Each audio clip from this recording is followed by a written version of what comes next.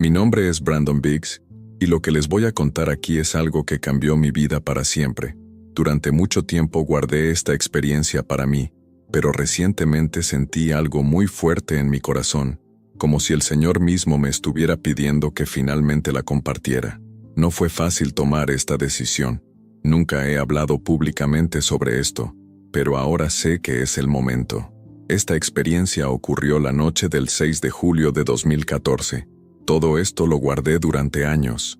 Lo anoté en un papel, se lo conté a algunos amigos cercanos, a personas de la iglesia, a algunos familiares. Algunos lo creyeron, otros no tanto. Y eso está bien. No estoy aquí para convencer a nadie, ni para debatir doctrinas. Solo quiero contarles exactamente lo que experimenté, la forma en que sucedió. Pido al Espíritu Santo que me ayude a transmitir todo con claridad, porque lo que vi esa noche todavía me conmueve profundamente. Jesús me dijo que regresará, y que regresará cara a cara. Esto es serio, es real. Todo empezó una noche cualquiera. Me fui a dormir como de costumbre, sin esperar nada fuera de lo normal, pero en algún momento, durante el sueño, algo cambió. No puedo decir con certeza si mi cuerpo estaba ahí o si lo había dejado. Solo sé que, de repente, me encontraba de pie, y no estaba solo. Jesús estaba a mi lado, se mantuvo a mi derecha todo el tiempo, y me tomó la mano. Lo que pasó a partir de entonces fue como atravesar un portal, como si estuviera viendo todo con otros ojos. Lo primero que recuerdo haber visto fue una ciudad. No sé qué ciudad era, pero a nuestra derecha había un edificio enorme, completamente blanco. Miré al cielo y era diferente. No sé cómo explicarlo. El cielo estaba vivo. Era como si se moviera, palpitara. Un rayo cruzó todo el cielo. Parecía algo sobrenatural, aterrador, pero al mismo tiempo imposible apartar la vista. Fue entonces cuando en el horizonte vi a una mujer corriendo hacia mí. Ella gritó y la gente a su alrededor estaba completamente desesperada. Caos total. Todos parecían confundidos y aterrorizados. Mientras corría, oí a la gente gritar: «¡Se han ido! ¡Se han ido!». La miré y le pregunté: «¿Quién se ha ido?». Ella se detuvo un segundo. Me miró como si no creyera lo que le había preguntado y respondió: «¿No lo viste?». «No». «¿Qué?». «Los extraterrestres. Se llevaron a los cristianos». Me quedé quieto, tratando de entender. ¿Extraterrestres? ¿Se llevaron a los cristianos? Ella continuó: «Sí, se han ido. Subieron al cielo». Y antes de que pudiera preguntar algo más, ella se dio vuelta y salió corriendo, gritando como si estuviera viviendo una verdadera pesadilla. Me quedé allí, tratando de asimilarlo todo. Jesús todavía estaba a mi lado, sosteniendo mi mano. Miré a mi alrededor. Estábamos en una colina, por lo que podíamos ver toda la ciudad. Todo estaba en llamas. Coches, casas, edificios, todo en llamas. El aire estaba cargado de humo y de un fuerte olor a cosas quemadas. Vi gente saqueando tiendas, asaltando coches, corriendo con todo lo que podían llevar. Era como si el mundo se hubiera vuelto del revés. Fue un caos que nunca imaginé que vería, pero estaba ahí, ante mis ojos. Y eso fue solo el comienzo. Estaban destruyendo todo. La ciudad que nos rodeaba parecía un campo de batalla. Gente saqueando, edificios derrumbándose, coches volcados, fuego por todas partes. Era como si el mundo se estuviera desmoronando ante mis ojos. Y todo este tiempo Jesús permaneció en silencio. De hecho, ninguno de nosotros dijo una palabra. Aún así, era como si nos entendiéramos sin hablar. Me tomó la mano con firmeza, y de alguna manera pude sentir sus pensamientos. Sabía lo que él pensaba, y él también sabía lo que estaba pasando dentro de mí. No hubo necesidad de palabras. Miré toda esa destrucción y pensé, con el corazón apesadumbrado: «Dios mío, ¿qué le está pasando al mundo?». Fue en ese momento que todo cambió. Sin previo aviso, fuimos transportados, como si el tiempo y el espacio simplemente se hubieran plegado. Todavía estábamos tomados de la mano y en un abrir y cerrar de ojos ya estábamos en otro lugar, otro escenario, otra realidad. Esta vez supe que estábamos en Europa.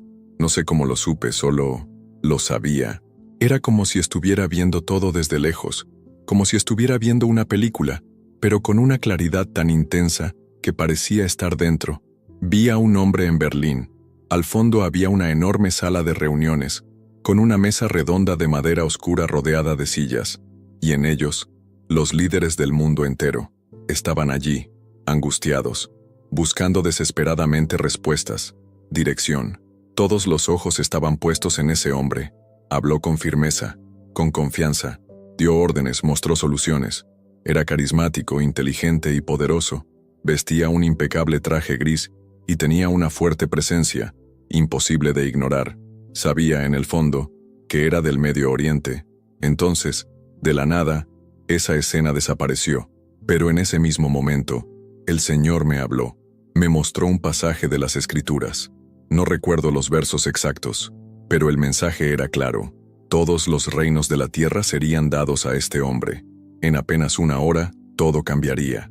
No soy teólogo, ni experto en profecías. Solo soy un hombre que ama verdaderamente a Jesús y trata de buscarlo con todo mi corazón.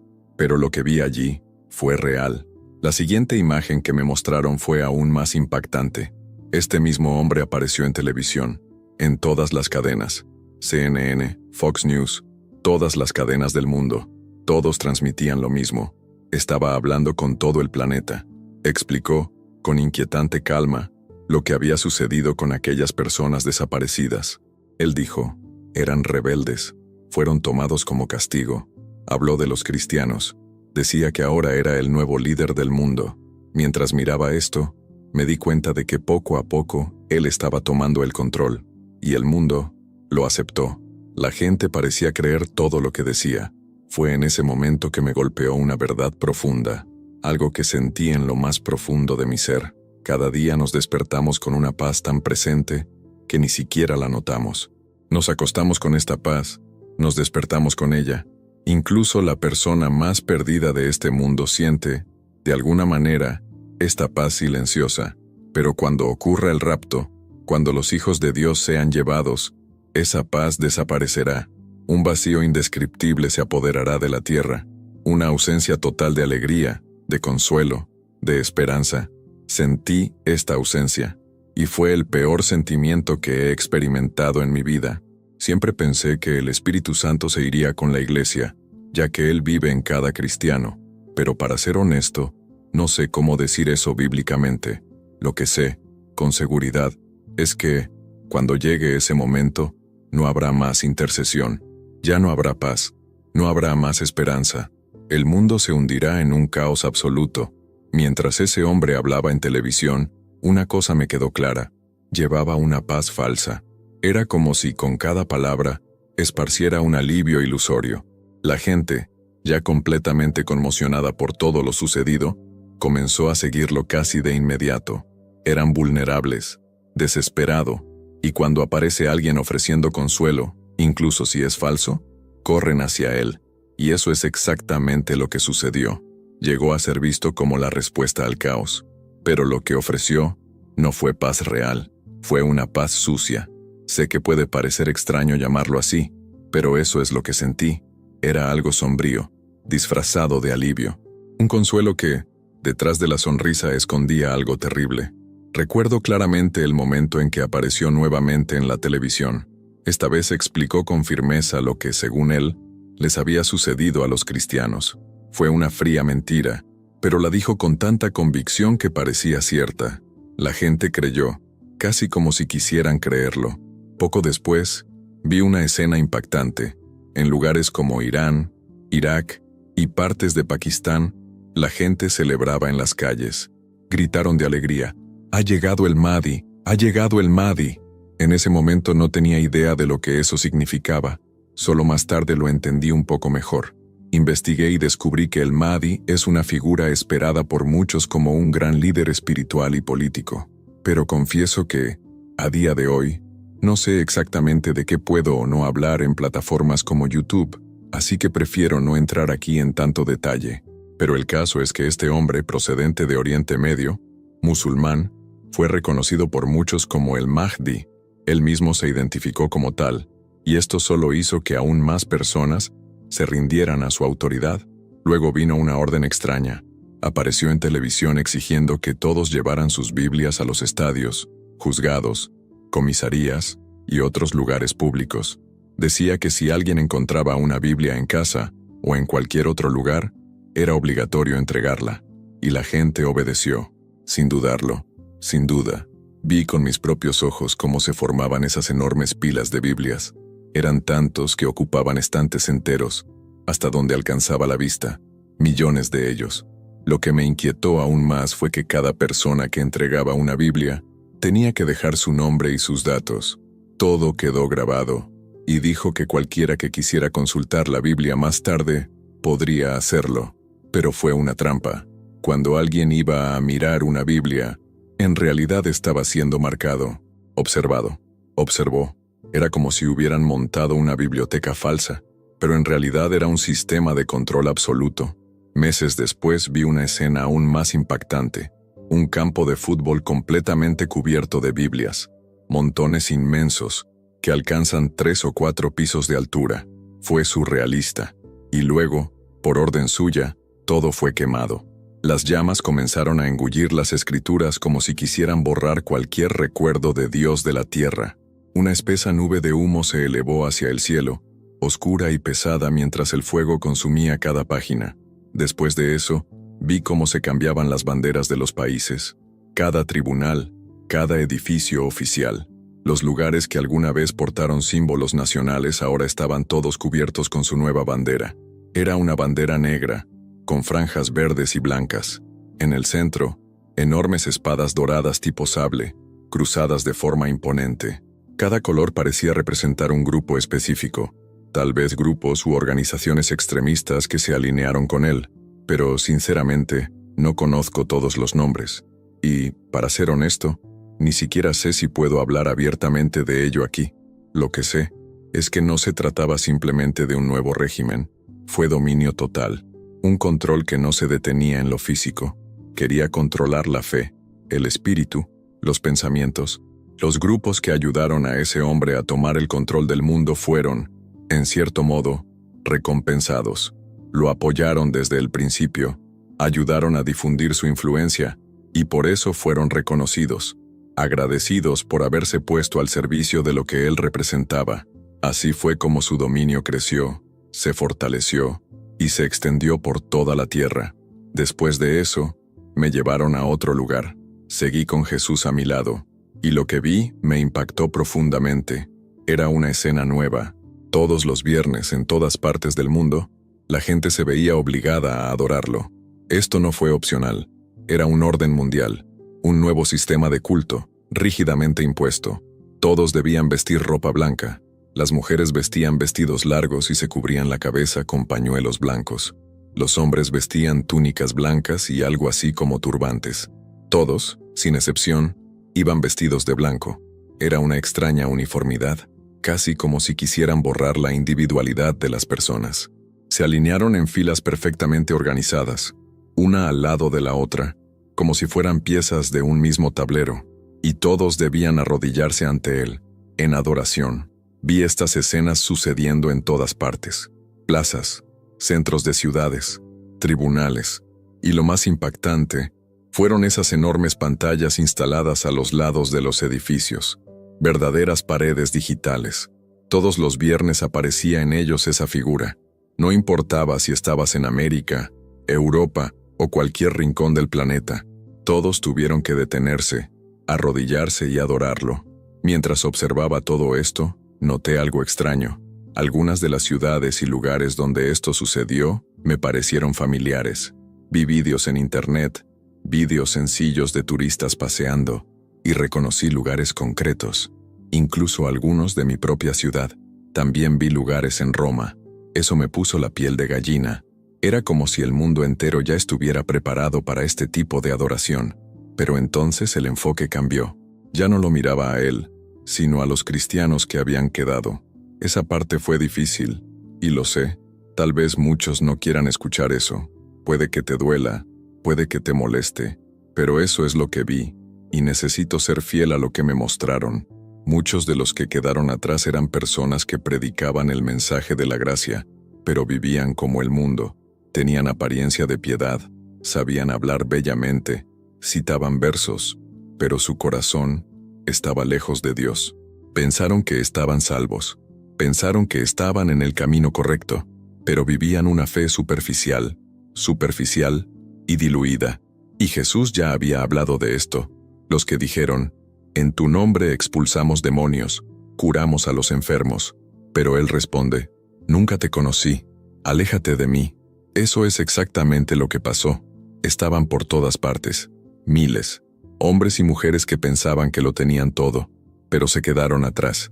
Y también vi pastores que predicaban una versión diluida del Evangelio, una gracia barata, un evangelio sin arrepentimiento, sin santidad, sin cruz.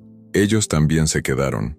Estos estaban furiosos, rebelde, corrieron detrás de otros líderes y predicadores diciendo, nos mentiste, no nos dijiste la verdad. Seguí allí, con Jesús a mi lado. Él no habló con palabras, pero sentí sus pensamientos claramente. Me dijo, mirar, presta atención a esto, recuerda esto. Mientras observaba todo esto, me di cuenta de algo aún más fuerte. Esa escena estaba sucediendo antes de que comenzara el gobierno del Anticristo. Fue como si hubiera retrocedido en el tiempo para ver qué llevó al mundo a aceptar a ese falso líder. Era como si el Señor me estuviera mostrando las raíces de la apostasía, las señales antes de la caída, y el dolor que causaría en tantos corazones. Poco después de lo que la Biblia llama el rapto, el mundo quedó sumido en un estado de absoluta desesperación. La gente estaba furiosa. La ira que vi en sus ojos no se parecía a nada que hubiera presenciado antes. Fue una mezcla de frustración, incredulidad y enojo. Vi pastores, conocidos líderes cristianos. Algunos de ellos eran figuras públicas, predicadores televisivos, voces famosas en los círculos cristianos. Y sí, ellos también quedaron atrás. No diré los nombres. Dios claramente me ordenó que no hiciera eso, pero te lo puedo asegurar, estaban allí, confundido, enojado, muchos de ellos completamente abrumados por la furia. Algunos estaban tan enojados que vi la clara intención de violencia en sus rostros. Estaban dispuestos a matar. Fue un momento terrible. Una de las escenas que más me impactó fue la de una mujer que conocía bien. Trabajé como conserje en una iglesia durante 13 años, y ella era una de los feligreses. Cuando la vi allí, parada allí, mirando al cielo, levantó el dedo medio hacia Dios. Enfadado, gritó obscenidades y blasfemias. Fue una escena horrible, y ella no fue la única. Muchas otras personas, vencidas por la desesperación, comenzaron a volverse contra todo lo que era sagrado. Le dieron la espalda a Dios. El odio en sus corazones era casi palpable. La ausencia del Espíritu Santo se sentía en cada gesto, en cada mirada. Pero no todos reaccionaron así. Vi a un grupo de personas tratando de reagruparse. Eran familias, cristianos que se habían quedado y que ahora se daban cuenta de lo que estaba pasando. Estaban en gran angustia, pero también se estaban preparando. Se dijeron el uno al otro, va a empeorar. Necesitamos organizarnos ahora. Necesitamos reunir todo lo que podamos, buscar refugio, ir a las montañas, buscar refugio. El tiempo se acaba. Era como si hubieran comprendido, incluso demasiado tarde, la gravedad de lo que vendría después. Vi a estos sobrevivientes organizándose, tratando de encontrar algún tipo de seguridad. Eran gente corriente, familias enteras que habían quedado atrás. Algunos lloraban, otros cavaron agujeros en las laderas de las montañas, grandes agujeros que les servirían de refugio, lugares escondidos donde podrían mantenerse calientes y protegerse. Sabían que ya no podrían vivir normalmente, no podían regresar a sus hogares ni salir a las ciudades, porque la marca de la bestia estaba por llegar. Otro detalle me conmovió profundamente. Todos los niños menores de 15 años habían desaparecido. Todo. No hubo ninguno, ni niños, ni preadolescentes. Incluso los jóvenes que aún no tenían plena conciencia espiritual habían sido llevados al arrebatamiento. Solo se habían quedado aquellos que ya sabían lo que hacían, que tenían discernimiento, y aún así, eligieron vivir lejos de Jesús. También vi familias tratando de reunirse en medio de la tribulación, jóvenes buscando a sus padres, hermanos buscando hermanos, pero las escenas que vinieron después fueron algunas de las más difíciles de soportar. Vi niños quemados, vi mujeres dando a luz en medio del caos, ninguna ayuda, sin seguridad. Fue doloroso. Aún así, hubo un rayo de esperanza. Vi cristianos que, A pesar de quedarse atrás, comenzaron a unirse, intentaron encontrar fuerza el uno en el otro, se refugiaron juntos, fueron a las montañas, esperaron que cayera la noche para moverse, esconderse, escapar. Lo sabían, lo que les esperaba sería aún peor. Jesús estuvo conmigo todo el tiempo, me llevó a un campo, un lugar oscuro y silencioso. No sabía exactamente dónde estábamos, pero allí pude ver a los cristianos moviéndose silenciosamente, en plena noche, de un punto a otro, tratando de escapar, tratando de sobrevivir. Sabían que la señal estaba llegando, la marca, y vi cómo sucedió, pero esa parte te la contaré más tarde. No quiero quitarte demasiado tiempo ahora, solo quiero que entiendas, todo lo que vi no fue un sueño cualquiera, fue algo que he llevado conmigo desde entonces. Y ahora más que nunca el Señor me dijo, compartir, hablar, alguien necesita escuchar. Durante el día los cristianos no podían moverse, era demasiado peligroso, todo fue monitoreado. Sabían que si los veían a la luz del día serían rápidamente localizados, perseguidos y capturados.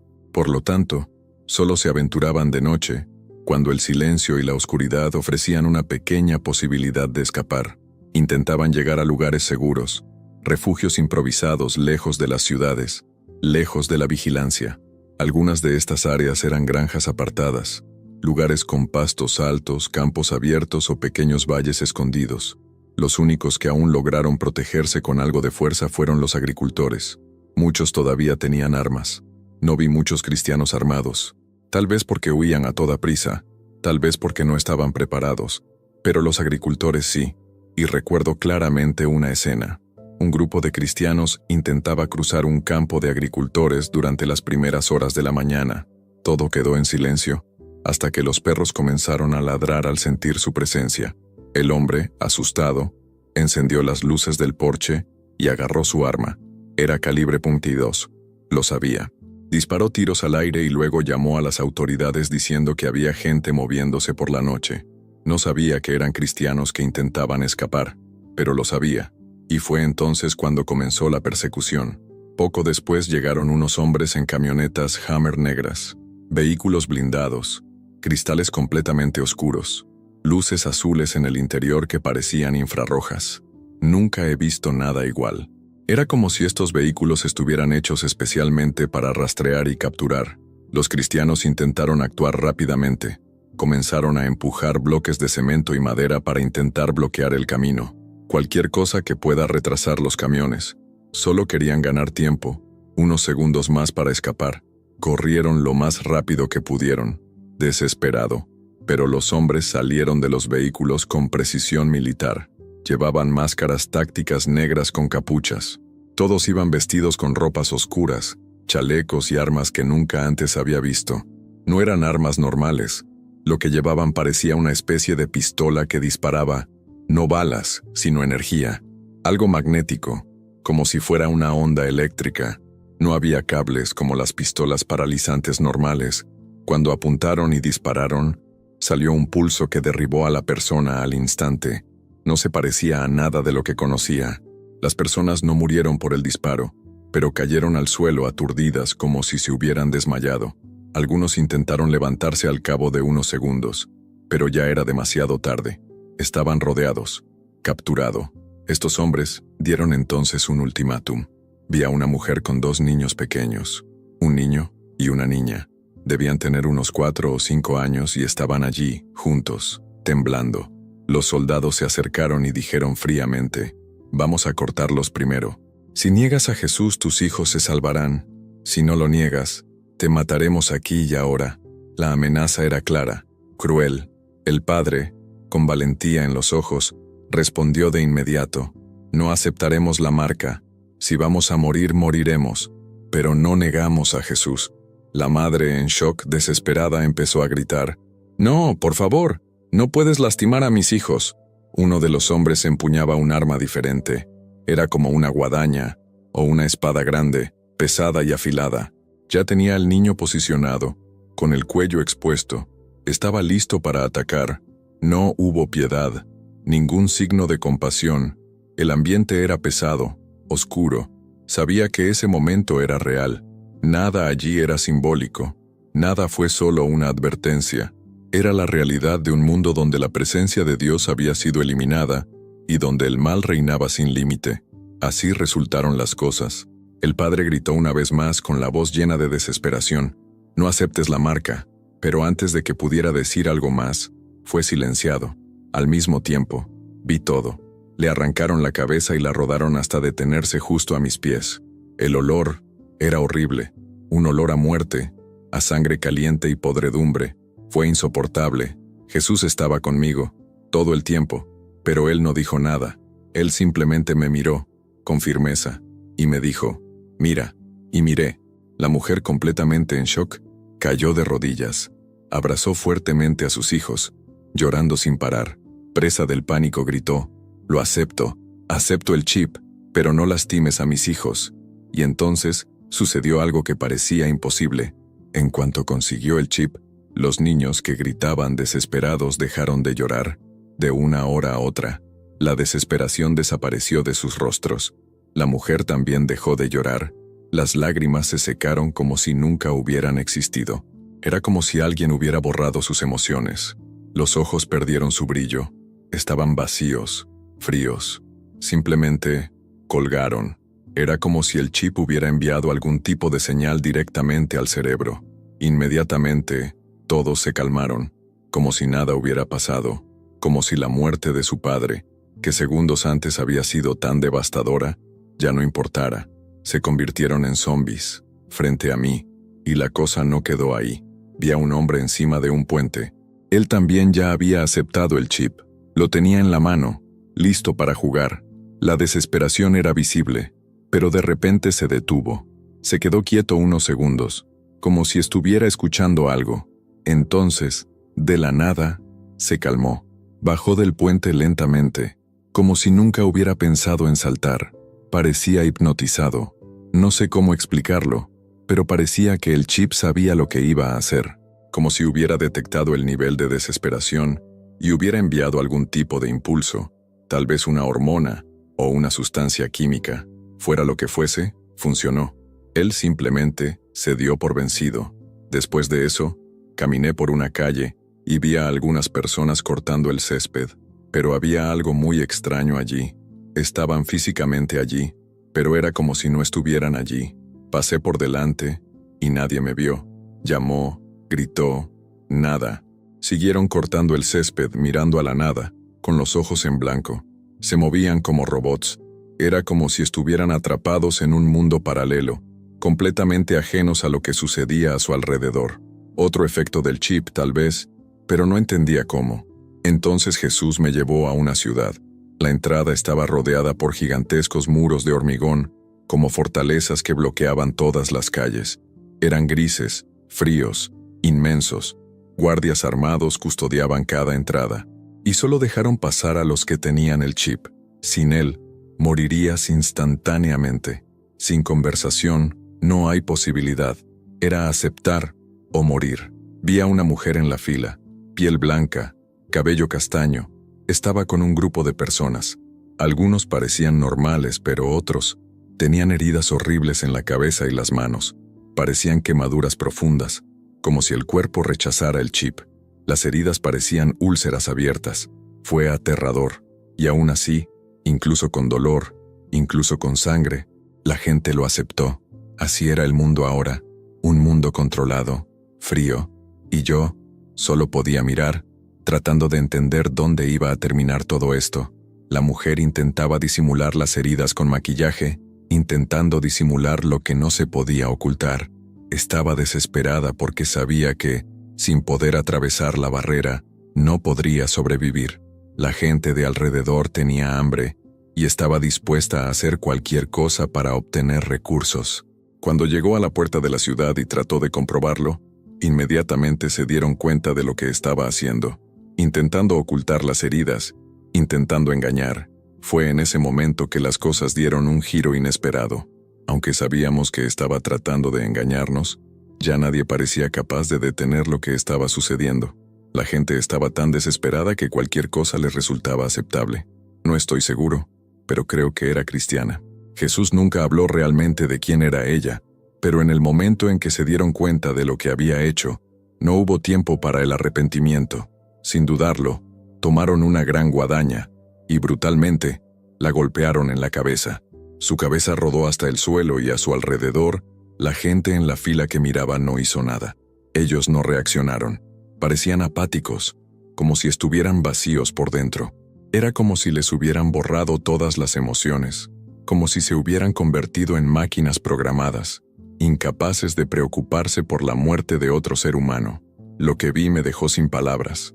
No pude entenderlo del todo, pero lo que me vino a la mente fue que tenía que ver con alguna tecnología avanzada, como la nanotecnología. Un hombre muy rico en Estados Unidos, cuyo nombre no mencionaré, trabaja con chips de cerdo. El chip que vi era diminuto, muy pequeño, como un cuadrado casi imperceptible. No sabía cómo funcionaba, no parecía tener batería. Tal vez fuera impulsado por el cuerpo, pero eso me parecía poco probable. Las armas que llevaban las personas no disparaban balas, sino que emitían ondas de energía. La gente caía instantáneamente, como si la energía emitida fuera una fuerza magnética capaz de derribarlos. Parecía ciencia ficción, pero era la realidad. Estaba viendo todo esto. En otra escena volví a ver a los cristianos. No sé si me estoy confundiendo u olvidando partes de la historia, pero les diré lo que recuerdo. Estaban cavando trincheras en las montañas. El invierno se hacía cada vez más intenso a medida que se acercaban al norte. El frío era insoportable. No sé exactamente qué causó los desastres naturales, pero lo que sí sé es que los inviernos eran tan severos que la gente moría rápidamente de hambre y frío. Era una situación desesperada. De repente miré hacia el cielo. Empecé a escuchar un sonido distante y vi algo aterrador. Miles de drones. No exagero, fueron miles. Volaron en perfecta formación, como si estuvieran sincronizados. Estaban volando sobre el horizonte, escaneando todo y a todos los que estaban debajo. El chip de las personas, ya sea en la mano o en la frente, informaba a los drones y confirmaba que lo tenían. Estos drones estaban por todas partes, en los bosques, en los océanos, en todas las regiones. Se podía oír su zumbido a lo lejos y se sabía que no había escapatoria. Podían detectar el calor corporal, los movimientos. No había forma de esconderse de ellos. La única forma que encontraron los cristianos para protegerse fue cavando hoyos en las laderas de las colinas. Se escondieron allí, esperando que los drones no los encontraran, pero la sensación de ser observado en cada momento, los drones buscaban constantemente cualquier tipo de señal, como humo o disparos. Los cristianos que intentaban sobrevivir en las montañas no podían disparar armas, ni siquiera para cazar un conejo o un ciervo, ya que cualquier sonido podía llamar la atención de los drones. Podían escuchar incluso el más mínimo ruido. Tan pronto como detectaron algo, los drones se dirigieron inmediatamente a ese lugar para investigar. Si tuviera el chip, les informaría todo. Su objetivo era claro: monitorear y garantizar que todos cumplieran. Si no se tenía el chip, la situación era aún más desesperada. Llamarían a las autoridades y esas autoridades vendrían y se quedarían allí hasta que se resolviera la situación. No había forma de escapar. Los drones sobrevolaban como helicópteros, siempre a una altura que hacía imposible escapar. Una vez que te encontraron, no hubo escapatoria. O aceptabas el chip y la marca o, en el peor de los casos, te arrancarían la cabeza. Vi cristianos en las montañas, luchando por sobrevivir. Ya no era una lucha por una vida normal, sino una batalla por la verdad que habían descubierto, algo que los transformó, que les hizo comprender la gravedad de la situación. Pero entre todo lo que vi, los niños fueron sin duda la parte más difícil de todo. Habían nacido durante la tribulación, un tiempo de gran sufrimiento. La Biblia habla de esto diciendo: «Ay de las mujeres que amamantan en aquellos días». Y creo que este pasaje se refiere a la tribulación. Pero lo que vi, lo que realmente me impactó, fue el sufrimiento de estos niños. Los llevaban a las cuevas en busca de refugio. El humo salía de las cuevas porque intentaban mantener el fuego lo más bajo posible, bien controlado, para evitar que los drones los detectaran. El ruido de los drones sobrevolando el terreno era ensordecedor, como un enjambre de abejas. Miles de ellos, con un sonido tan fuerte e intenso que sabías exactamente cuándo se acercaban. Desde el momento en que el sonido se hizo audible, Todos corrieron desesperadamente a esconderse, dirigiéndose lo más rápido posible a zonas seguras. Era un juego de supervivencia, donde un pequeño error, un solo sonido fuerte, podía significar el final. Sobre lo que mencioné antes, las personas que aceptaron la marca de la bestia tenían el chip en la mano, y este detalle es importante, porque ahora voy a hablar de algo aún más alarmante: la abominación desoladora. De repente, fui transportado a Israel. Vi un gran templo sobre una colina, elevado, con enormes columnas de piedra alrededor. Dentro del templo, había un gran espacio en la base donde la gente podía reunirse. El anticristo estaba allí, de pie al pie del templo. Estaba observando el templo que se elevaba sobre nosotros con las inmensas columnas, y vi al anticristo en el púlpito, entre estas grandes columnas. A su derecha había un hombre a su lado. Sabía exactamente quién era, pero no puedo revelar su nombre. A su izquierda había otro hombre, representante de una religión que no conozco bien. Tenía piel aceitunada y cabello oscuro, pero eso es todo lo que puedo decir sobre él. Mientras miraba, el cielo comenzó a llenarse de relámpagos. Un rayo cayó del cielo, pero de una manera extraña. Ninguno tocó el suelo, simplemente se extendió por el cielo, creando un caos incomprensible. El Señor no me permitió ver los ojos del anticristo, pero aún así, pude verlo claramente proclamando que Él era Dios. Allí, en el monte del templo, se paró ante todos, como declarando su poder, su supremacía, en un momento que parecía trascender cualquier sentido de la realidad. La primera vez que vi al anticristo fue en Berlín. En ese momento estaba limpio, imberbe, y no podía verle los ojos, pero sabía que su piel era clara. Ahora, él era diferente. Tenía una barba gris, tipo sal y pimienta, y su cabello también era así, con partes blancas y negras, una mezcla de negro y gris. Ya no estaba calvo como la última vez, pero tenía pelo. Llevaba un turbante blanco, algo sencillo, como un paño en la cabeza. Me di cuenta de que llevaba gafas, pero todavía no podía verle los ojos. Debía haber medido entre 5'10" y 6'1" de altura y pesar entre 200 y 220 libras, según lo que podía ver desde donde estaba parado. Él estaba mirando hacia arriba, como si estuviera parado frente a mí. Se movía con una postura extremadamente segura, casi como James Bond, algo que puede parecer extraño, pero así es como lo percibí. Llevaba consigo un aura de confianza y elegancia. Su forma de hablar recordaba mucho al estilo de Barack Obama en sus discursos. Por ejemplo, cuando hablaba del Estado de la Unión, su discurso fue siempre articulado, preciso, y demostró una inteligencia impresionante. No fue algo casual, era controlado, elocuente. Tenía una habilidad única para atraer la atención de la gente. Era imposible no agradarle, no sentirse cautivado. Transmitía una sensación de paz cuando hablaba, pero una paz extraña, reconfortante, pero al mismo tiempo equivocada. Era una sensación de tranquilidad que todos deseaban, pero que en realidad era falsa. Algo que parecía llenar un vacío interior, pero que, en el fondo, estaba corrupto. Trajo la paz que la gente solía sentir, esa paz que ya no existía, ese sentimiento que se experimenta al despertar de un buen sueño, pero que rara vez se nota conscientemente. Era como una cobertura de oración, una protección invisible que el cuerpo de Cristo trae al mundo, sin que la gente siquiera se dé cuenta del poder de esa presencia. Cuando la iglesia ya no está presente, cuando sus oraciones ya no sostienen el medio ambiente, es como si la tierra se convirtiera en un infierno y la paz desapareciera. La razón por la que era tan atractivo era precisamente esta. Cuando hablaba, nadie más sentía esa verdadera paz. Ofrecía una paz falsa, una tranquilidad sucia y corrupta, que la gente, hambrienta de ella, aceptaba sin cuestionar. Ya no sabían qué era la verdadera paz, por lo que buscaron desesperadamente este sentimiento de consuelo vacío que él transmitía. Manipuló esto, arrastrando a las personas al vacío, haciéndolas perderse allí sin siquiera darse cuenta. En ese momento de la visión, fui levantado de la tierra, como si estuviera siendo succionado. Fui llevado al borde, entre el cielo y la tierra. Me quedé allí, quieto, y pude mirar hacia atrás, viendo las puertas del cielo. La ciudad santa era impresionante. Jesús estaba a mi lado, a mi izquierda, y me dijo: «Mira la tierra, quiero mostrarte algo que está por suceder.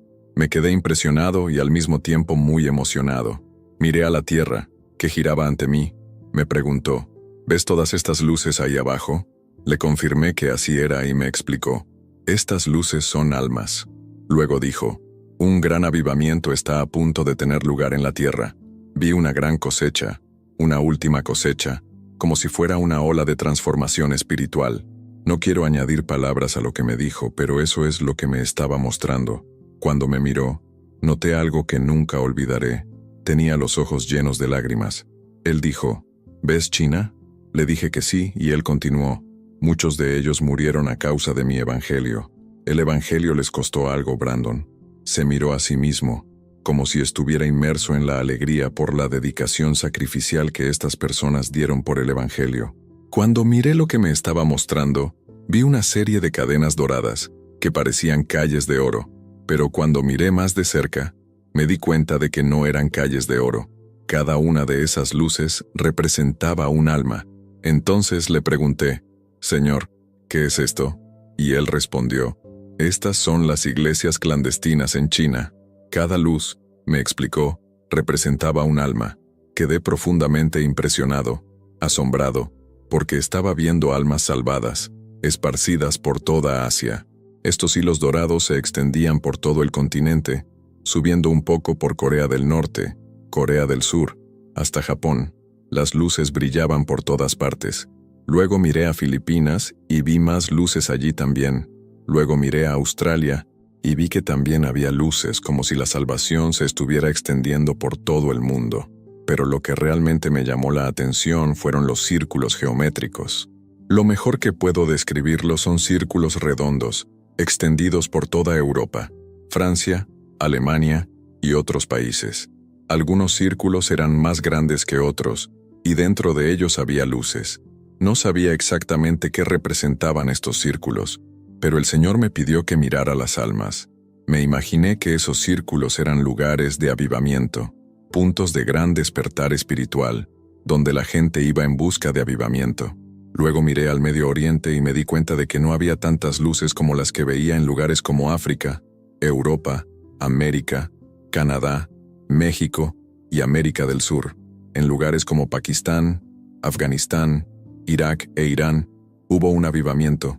Mucha gente se estaba convirtiendo, siendo conducida al Señor, pero de alguna manera no parecía ser tanta como en otros lugares que observé. Aún así, fue algo impresionante, un movimiento de Dios en diferentes partes del mundo. En Estados Unidos, de costa a costa, vi luces por todas partes. Cientos de miles, tal vez millones, repartidas por todo el país. Los focos estuvieron presentes de norte a sur, especialmente en la región del corredor I-35, entre Texas y Oklahoma, donde hubo grandes movimientos de reactivación. También vi grandes focos de avivamiento en la costa este y oeste. Se estaba produciendo un avivamiento en todo el país, pero yo sabía que algo aún mayor estaba por llegar. Luego miré hacia atrás y vi algo aún más impresionante. Una ola colosal se acercaba al cielo, procedente del borde del horizonte. Era como un gigantesco muro de ladrillos dorados, un muro grueso y enorme que rodeaba el cielo. Esta ola fue inmensa, y supe que algo extraordinario estaba por suceder. La visión de la ola representaba el poder de Dios viniendo sobre el mundo, una ola de transformación que traería avivamiento a toda la tierra, algo que nunca antes se había presenciado. Se acercaba como una ola inmensa, un gigantesco muro de agua que parecía sobrepasar todos los límites de la imaginación, más de 50 pies de altura, pero tan grueso como una ola de 50 pies. El Señor me dijo, esta es la última ola. El gran derramamiento está a punto de ocurrir. Detrás de esta ola, había ángeles, que parecían soldados en carros de fuego. Estos carros eran dorados, brillaban con una luz intensa, reflejando la gloria de Dios. Los ángeles que los guiaban eran todos similares, vestidos con brillantes armaduras, y en cada vagón había cajas perfectamente empaquetadas, con cintas que brillaban. No pude evitar preguntarle al Señor, ¿qué son estas cajas? ¿Qué representan estos regalos? Él me respondió, estos son los regalos del fin de los tiempos, unciones poderosas que nunca se han visto en la tierra. Son milagros creativos, algo que la humanidad nunca ha experimentado antes. Son las obras más grandes que ustedes como humanidad verán. Son cosas más grandes que incluso las que Jesús hizo. Cuando dijo que harían obras más grandes que Él, lo decía en serio. Milagros que nunca hemos imaginado, cosas que nadie jamás ha visto. Naturalmente no podía entender lo que esto significaba, pero me di cuenta de que eran inmensos derramamientos, grandes regalos que estaban a punto de caer sobre la tierra. El tamaño y la grandeza de estos regalos eran indescriptibles. Mientras intentaba procesar todo esto, me volví hacia mi lado izquierdo y vi otros ángeles, pero estos eran diferentes. Su cabello era más largo y su presencia inmensa, imponente. Parecían fuertes y llevaban grandes cestas llenas de algo que brillaba dorado como el oro. Sacaban este material de silos gigantescos como enormes graneros y lo arrojaban todo a la tierra. No estoy seguro si era oro o algo similar, pero se parecía mucho al dinero. Estaban vertiendo este material al mundo, y dentro de estos silos había gente, incluso bicicletas y objetos que parecían ser necesidades de personas de países lejanos. ¿Cómo algo así podía venir del cielo? No lo sabía. No sabía si representaba algo que ver con las oraciones o los deseos de la gente, o si había algún tipo de simbolismo en ello, pero no pregunté. En ese momento, estaba tan asombrado, tan inmerso en la presencia del Rey de Reyes y Señor de Señores, que no podía ni pensar en nada más. El sentimiento de asombro y reverencia me dominaba tanto que mis preguntas permanecían ocultas. Ahora, después de todo esto, me encuentro pensando, ¿por qué no pregunté más? Pero la verdad es que la experiencia fue tan pura, tan sagrada, que ni siquiera supe cómo reaccionar. Todo eso era demasiado divino para entenderlo completamente. Vi todo lo que sucedió ante mis ojos en el cielo, y entonces Jesús me miró directamente y me dijo con urgencia, «Tienes que decirle a mi gente que voy a regresar. Dile a mi gente que voy a regresar». Lo miré sorprendido, como si pensara, «Pero eso todo el mundo lo sabe». Pero la urgencia en sus ojos era clara e insistió, «No, no lo sabes. Dile a mi gente que voy a ir». Este mensaje, esta urgencia, quedó profundamente marcado en mi corazón, y hoy lo comparto contigo. Esto sucedió en 2014, y la impresión de su palabra nunca me abandonó. Mientras todavía estaba aquí en la tierra, tuve la oportunidad de ver algunas cosas que el Señor me mostró, pero hay detalles que Él me pidió que guardara. Me encantaría poder compartirlo todo, pero estoy siendo obediente a tu voluntad y por respeto hay cosas que no puedo revelar. Algunas de estas cosas implican fechas límite y próximos eventos. Lo que puedo decirles ahora con certeza es que estamos muy cerca de lo que está por venir. Estamos más cerca de lo que crees, y espero que esto quede claro. Jesús está regresando. Esto es más serio de lo que cualquiera de nosotros puede entender. Si supieras la gravedad de esto, entenderías la urgencia. Sé que muchas personas tienen familiares que aún no conocen a Jesucristo, y si tienes miedo de hablar de ello con ellos, debes saber que el tiempo se acaba. Pueden pasar el resto de sus vidas sin saber nunca la verdad, y esa es una realidad muy triste. El tiempo se acaba, y lo que quiero deciros es que, antes de regresar a mi cuerpo, Jesús me reveló algo. Meses antes de su regreso, surgiría un tema importante: los extraterrestres. Este será un gran tema y, de hecho, es algo que ya estamos empezando a ver ganar más terreno. Me dijo que sería algo muy discutido, que los medios empezarían a hablar de ello constantemente y que empezaría a convertirse en una realidad común. Podrías mirar esto ahora y pensar, «Oh, claro, extraterrestres», pero lo digo en serio. Esto será algo mucho más grande de lo que imaginamos. Una gran mentira, un gran engaño que se está preparando. En 2014, intenté hablar con la gente sobre esto, y la mayoría pensó que era una exageración, una teoría loca. Hoy vemos que los gobiernos y los medios de comunicación tratan el tema de una manera más seria, como si fuera un tabú. Las cosas han cambiado, y estamos apenas en el comienzo. Grandes acontecimientos están a punto de suceder y sacudirán al mundo de maneras que ni siquiera podemos imaginar. El avivamiento vendrá después de este gran sacudimiento. Recuerdo claramente un momento durante mi tiempo de oración cuando Jesús me dijo, «Brandon, ¿qué pasa cuando intentas despertar a tus hijos y no se despiertan incluso después de gritar y chillar?» Dije, «No se despiertan». Y él respondió, «El siguiente paso es sacudirlos». Hay que sacudirlos para despertarlos porque todavía están durmiendo. El Señor me dijo que muchos en la iglesia creen que están despiertos, pero en realidad todavía están dormidos. Y entonces, sucederán cosas que sacudirán esa complacencia. Pero este sacudimiento, este despertar, traerá algo grandioso, un avivamiento. Será un avivamiento para un remanente de personas que se volverán radicales por Jesús. Estaba en medio, y vi algo increíble en una ciudad. No recuerdo exactamente en qué ciudad, pero vi a un hombre en silla de ruedas. Estas personas que estaban con él no eran predicadores ni líderes espirituales. Eran gente común y corriente, como tú y como yo.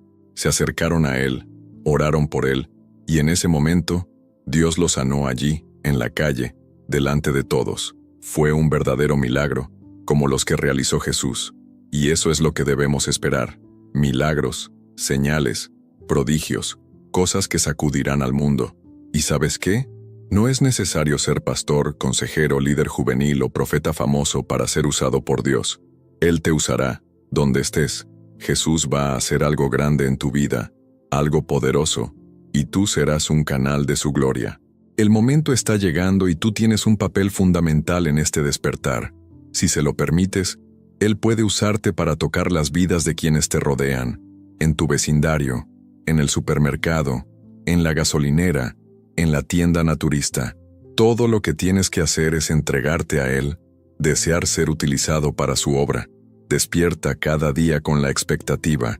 Dios, úsame para tu mensaje del fin de los tiempos. Úsame, Jesús. Él quiere usarte y si lo permites, cambiará tu vida para siempre. No tengas miedo. No te dejes intimidar por lo que el mundo pueda decir o hacer. Estamos muy cerca de salir de aquí. Algunos incluso pueden decir, no creo eso, creo que pasarás por la tribulación. Y está bien, si eso es lo que crees. Si te sientes cómodo con esa vista puedes quedarte, pero creo que voy en la primera ola, con Jesús, en el rapto. Creo esto con todo mi corazón. Si por casualidad nos equivocamos y pasa algo que nos hace quedarnos aquí, por favor venid a mí. Voy a ayudarte a entender qué hacer a continuación, porque te advierto sobre lo que viene. Los que se queden afrontarán tiempos terribles. Vi esto, y podrías pensar que estoy exagerando, o incluso que estoy loco. Está bien, sigo orando por ti, pero la verdad es que Jesús te ama, se preocupa por ti, y tiene un plan para tu vida. No es un mal plan. Él quiere hacer el bien a ti y a tu familia. Quiere que nadie pierda la oportunidad del rapto y que todos tengan vida eterna. Recuerde lo que dice en Juan 3:16, porque tanto amó Dios al mundo que dio a su Hijo unigénito. Esa es la verdad, y eso es lo que estoy aquí para contarles. Oro por ustedes, y esto es lo que el Señor me pidió que compartiera.